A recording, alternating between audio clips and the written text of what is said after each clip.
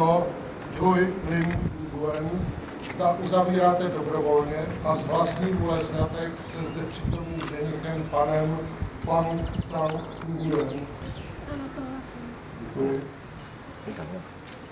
Vzhledem k tomu, že jste splnili všechny podmínky, které pro vznik manželství stanoví platný český právní řád, prohlašuji vaše manželství za právoplatně uzavřené. Na důkaz toho vás požádám, abyste si vyměnili smluvní prsteny. Và bây giờ thì để cho cái cuộc hôn nhân của các bạn trở nên vĩnh cửu và thật đẹp thì xin mời các bạn hãy trao nhẫn cưới cho nhau trong giờ phút vô cùng trọng đại này. Và có lẽ là xin tất cả các quý vị một tràng vỗ tay ạ.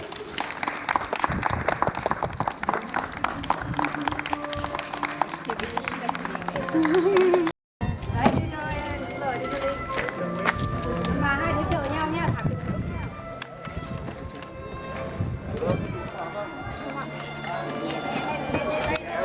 Chẳng quá. Nào, hai vợ chồng quay. Đấy, đứng lên, thắng lên.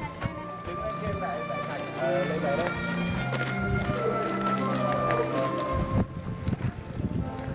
Đấy, xong là cùng ngửa lên thôi, cùng ngửa lên như thế này nhá. Nhìn lên trời thả. Linh đấy, cùng ngửa lên trời như thế này. Đưa cao lên, đưa từ từ thôi, bao giờ cô bảo thả nữa ạ.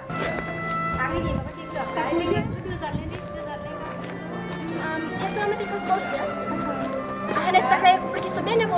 Ne, zády k rybníku oba dva čelem ke mně. A takhle oba dva vedle sebe. Đấy, đưa lên. Tak, ano. Linh ơi, quay. Thế hả? Tak řeknete nám? Můžeme, připravený. Từ từ. Hai, đưa cao lên.